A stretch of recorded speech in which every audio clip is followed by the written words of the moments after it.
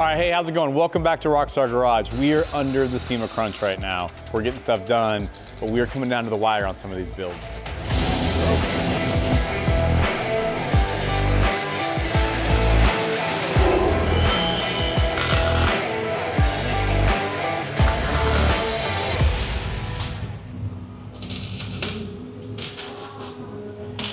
In our perfect fashion, we bit off way more than we can chew, so to say. I wanted to build Gridlock again, just like we did Rock Buggy that year. We wanted a nice roller to be at SEMA. Worry about all the important stuff after SEMA, just have the roller, the body, all that there. I was under the impression that we were building a CJ. We're not. We're building a one-off from scratch vehicle. So a lot of things aren't lining up, a lot of issues are happening. We're having a lot of manufacturer issues where getting parts in time. The hurricanes have completely knocked out delivery of a lot of stuff around the country. So all of that, I'm sure a lot of SEMA builders are having the same problems as us, but that's kind of where we're at right now. Jumping into the MJ build. Now, we've never built one of these. I don't know if we'll ever build one of these again. It was a cool little thing to try out. One of the issues we're having is we're dropping these towers in that we just fabricated. Well, as we're placing these towers in, and it's Iron Man Fab who built these towers, and they make these like a direct fitment thing. But again, you have this unibody with a unibody frame and it's all one piece. And it doesn't matter where you have these things, they're just rust buckets everywhere. So as we're cutting this thing out and doing it, we're realizing how flimsy this material is, how flimsy the frame is. Now, I used some of my construction background, threw some lasers on some stuff and cut some things and got those towers pretty fit in there, but I didn't like what they were connecting to fully and I needed more. So luckily, Lincoln Electric sent us our plasma table. So we started cutting out our own plating and all of our own stuff there and kind of beef this thing in with 3/16 and just kind of stitch it together with 3/16 plate all the way from the bumper back to the firewall to really support this V8 and 10-speed transmission, everything we're putting in there. I like to build something that we don't have to touch again for the next decade and it's just gonna work, you're not gonna have issues.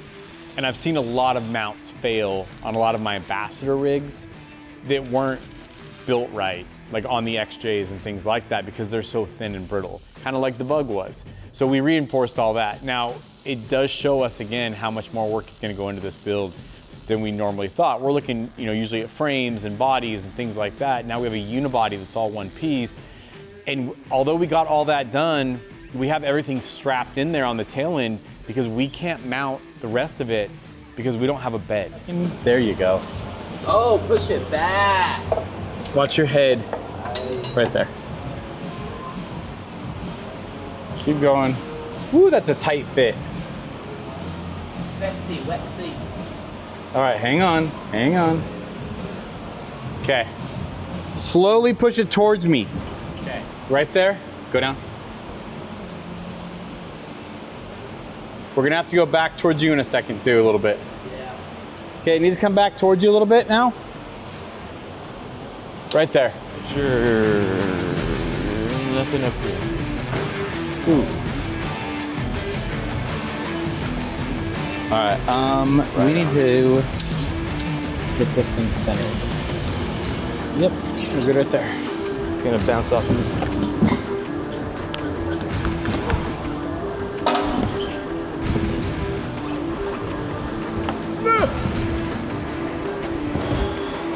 So as we got everything kind of jammed in there and got it all together and we started doing the 3/16 plating and all that, the motor mounts were probably the easiest thing to put in for this entire build because everything was just a flat surface for us to put it to. Normally we've got curves or angles or stuff like that, but with this, it just kind of sat right in there.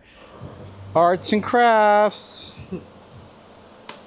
Now, it was kind of weird that the motor mounts sit above where they actually bolt onto the engine with the way it's set up, which is a little bit different, but it's, it's all good and it works and it's gonna be super strong.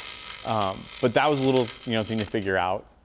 All right, so now that we got that installed and we're looking at everything else, we've cut out a little bit more of the firewall, cut out a little bit more of the flooring, and we have had to remove a layer of rubberized coating from underneath this thing down the entire body to try to get some fresh steel to be able to weld to and go to, which again is contaminated all that steel. So every time you try to weld something, it's just a pain in the butt. As soon as this hurricane and stuff lightens up and we're able to get the rest of the parts out of the East Coast to us, we have the cross member to do. Once we do the cross member, we're going to have to figure out how to tie that into the actual mount on the 10-speed transmission and where that's actually going to sit. How many tires do you think it's going to take to cantilever this for the engine? I think 2. I think That's 3. 600 pounds.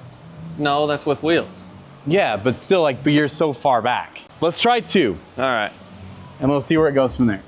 Oh, yeah, you walk further. I like this idea. Don't drop it. Hey, Letting go. hey, Is it centered? this is a classy build, okay? All right, let's see if it works. Whoa. All right, try to send it up. Go for it. Keep going. I don't think Keep the going. strap's doing anything. It's okay. It's going. Hear me out. 46s. We'll just run no fenders, no bed. I think we should be called the 46 Garage. And it doesn't matter what, we'll build anything you want, but it's 46s. getting 46s. Smart car? 46s. All right, pick it up just a hair. Right there. Okay, lower it down. Watch your fingers. All right, let's get that strap out of there. Okay. Push it towards me. Push it towards me. There. I was giving you a There slap. you go. Easy breezy. We don't have a cross member yet to put in to figure out where our suspension goes. But I do know that this is where this is going. Can you build us a nice custom one from these 2 holes to those 2 holes? And Yeah, and a cool boom, little boom, mountain and there. I done? can totally do that. The only issue with that is I don't know where that cross member goes. Which That front cross member we're It's putting up in. there somewhere, hopefully. Yeah, but it's supposed to go up against this. Hopefully it's up And it's there. gonna go up against this, then come over. It's actually tucked up in here pretty nice. I'm glad this thing was long enough. I was like, wait, who drilled those holes? Then I realized, Or Mother Nature did. yeah, Mother Nature drilled those holes with some rust. Well, the good thing is, this is now a church vehicle because it's holy. The next thing is when it comes to the transfer case, since we're running a factory transfer case, we don't have to really mess with like building an Atlas transfer case or something like that. That's all gonna be relatively easy. We do have the axles here from Dynatrack, so that's probably one of the next big things that slide in. And other than that, you know, the biggest question mark right now on what's gonna happen with this vehicle is the bed. All right, so jumping into the alter ego build with Gridlock. Now, I wanna do this thing as clean as possible. I don't wanna have any issues in the future. So we're kind of like thinking 2 or 3 times before we do something, because we don't want to have to do something and then undo it constantly. Now, some of the situations that we've dealt with in the past is cooling on Gridlock and having to change out that grill. So with this one, we're running, you know, like a bigger radiator. We've notched the frame. We've done a lot of stuff to actually tuck a radiator in there, throw it on an angle. We learned a little trick from El Jefe and what Bender did over there. So some of those things are starting to come together on this build. Now, at this point, the cage is fully built. And Jason's done an amazing job. It's, you know, I mean, 2-stage TIG welded. I think he has more hours in TIG welding on that than I had at Trail Hero, which is pretty nuts. And we have all that done. Now, because we have all that in, because we're using 2-inch tubing, after we test fit those seats, we're dropping those seats a little bit lower. We're doing a little bit more work to kind of get everything down. Now, the dash in this, I want it to come to you so you're not having to reach to a flat dash anymore. I want it to have a little bit more symmetry. So what we've done is we've actually thrown in some radiuses and some bends and some stuff to actually bring that dash out into you, drop the center console a little bit lower. There's a lot more head clearance in this build than there was in the old build for me for Gridlock, which means I can probably take a lot more people on it. And other than that, you know, we've got the LT engine in there. It's stabilized. We got the transmission mounts are in there for the 4L80. Atlas mounts are in. All of that kind of stuff is all done and everything. And we have Josh showing up here in like, I don't know, a week. And so once he gets here, we have to pull this entire thing apart and go spray this thing with Patriot liner.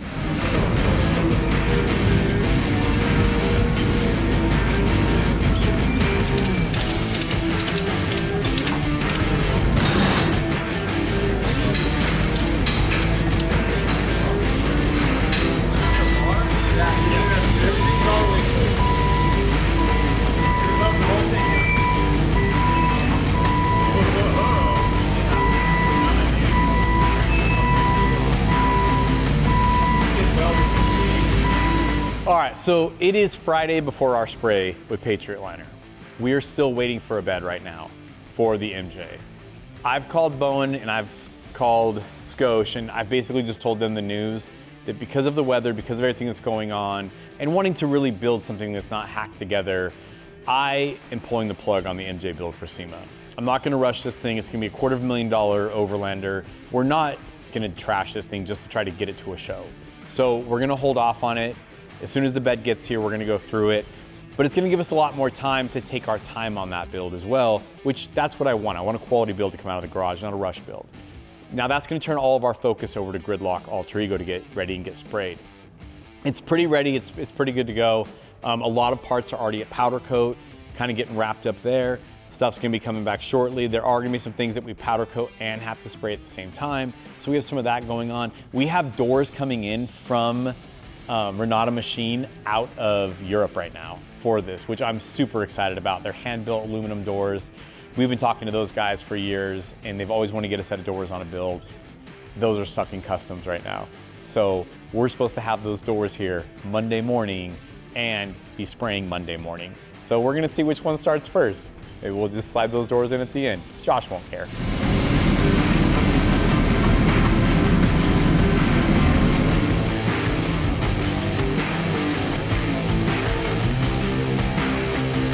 Jason, right behind you.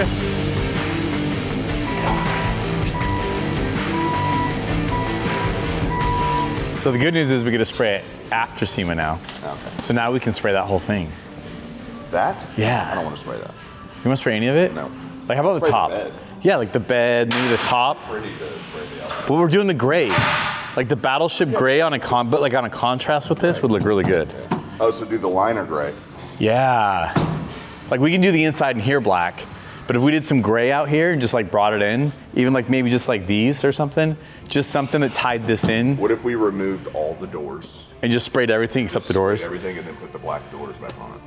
See, this is what I like about Josh. I talked to him for like 5 seconds and then he wants to Patriot line everything. All right, so now it is Monday morning. Here we go. We've got to get a lot of stuff done today. But it's 7 a.m. We had a UPS delivery drop off our doors from London, which is pretty cool.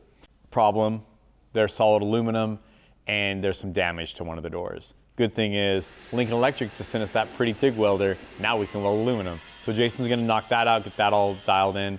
Then we're gonna start running all these parts over to Josh at Patriot.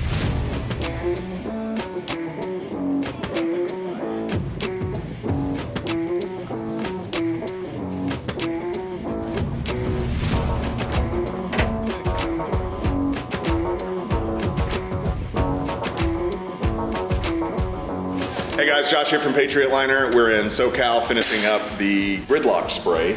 This is the third or fourth time we've sprayed a Gridlock, right? Something like that. Okay. He's caught him on fire, he's flipped them. So this time I wanted to do it myself, make sure he's a little bit more protected. I inspected it, we're good to go. It's disgusting. Make sure you check it out. This thing's gonna be killer at SEMA. Definitely. This is the Gridlock Alter Ego build, so it's not just Gridlock, but it's Alter Ego.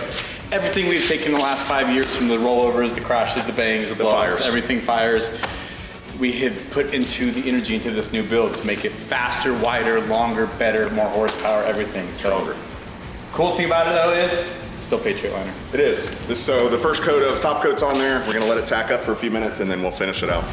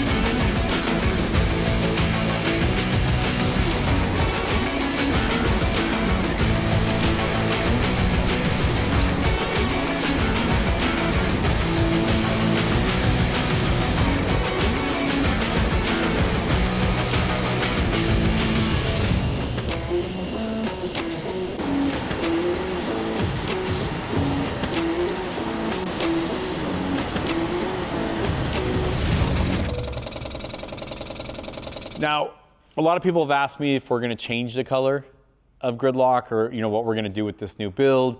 I don't know, man. I'm a traditionalist. I like the OD green. I think that's always gonna be the Gridlock color. No matter what Gridlock we build or what we have going on, it's always gonna be that OD green for me. So I kind of pulled rank on it and I said, this is what I want to do. Everyone's mad at me, but hey, it is what it is. A lot of people ask us, well, why don't you just paint them? Why don't you just do this? Why don't you just do that? And if you've seen the way we build Rock Buggy for the last year across all these different places across the country, the biggest problem I have is I will so much that if I do not use Patriot liner, I am gonna have so many scratches down the side of my car and just be tearing up that paint all year. I don't want that. I would rather have something that's more durable, something that's gonna take hits a little bit better. I can rub it against trees. I can do what I wanna do with it and it's gonna hold up. This stuff is strong. It's not just something that's like a marketing ploy. It holds up. Look at Gridlock. Rolled it down hills, lit it on fire, did everything I could, and it still looks brand new with its so-to-so paint job from Patriot liner, right? So when you're putting that stuff on there and you're using the UV protection and you're doing that stuff, it's one of those things. It's like buy once, cry once, but you get something that's gonna hold up. Anyone who's willing on the East Coast that does not have their rig covered, at least on the the bottom and the inside of this stuff, to me is just throwing money down the drain because their rig is going to rot out at some point. It's not gonna be enveloped in something that's gonna protect it. So again, you can use Patriot liner however you wanna use it. A lot of wheel wells get used, a lot of underbody, that kind of stuff. It really does work. All right, we are T-minus 4 days from SEMA right now. I've had about, 30 of these. So what we're doing right now is we have everything back from powder coat. We have everything done with Patriot liner. Everything is here, so to say, except for our seats from PRP. Those are getting kind of specially made. Justin's taking care of some stuff over there. He hates us right now, but love you, Justin. So what's gonna end up happening is those seats are gonna be showing up here, hopefully in the next day or two. That's really the last component we need to be here before we can get this thing fully assembled. We do have the body going on the frame. We do have everything done. I spent the weekend just sanding and wire brushing and cleaning the frame so that we could steel it, the entire thing. I'm pretty stoked with the new colors they're coming out with Steel It. We have black on the frame, we have charcoal on the axles with some black accents, and then we have our charcoal links. I'm digging it because it's all Steel It, it's all gonna hold up, it's all gonna be weldable, it's all gonna be all that cool stuff that Steel It is, but it's not just black. It's actually, they have some depth now with their colors. We have like 5 or 6 new colors out, which is pretty cool. We kind of have some electronic gauges and stuff going in. We are not wiring anything or not doing anything until after SEMA. That is a very tedious process that if you've seen the bug, we haven't had one issue with it. It was an amazing build that way, where the old Gridlock was always having electrical issues, was always having heating and cooling issues. We don't want that. We want something that's gonna last forever. So we got all these parts. We got about 4 days to get everything assembled on this. We're wrapping up 2 other builds that we're doing as well that have to go to SEMA. So really right now, Alter Ego is the big crunch. And I'm hoping to have plates on this thing at SEMA from Idaho. All right, so you might be asking yourself, when do I actually get to see Alter Ego all put together? When do I get to see this masterpiece, this work of art we've been working on? What you can do is on Tuesday, November 5th, make sure you're on this channel. At about 9 a.m. Pacific Standard Time, we're gonna be releasing the build live on YouTube.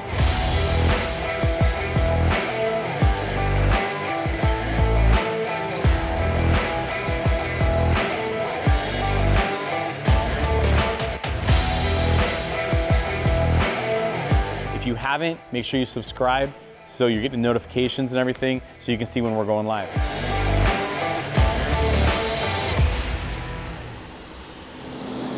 There it is. Gridlock green.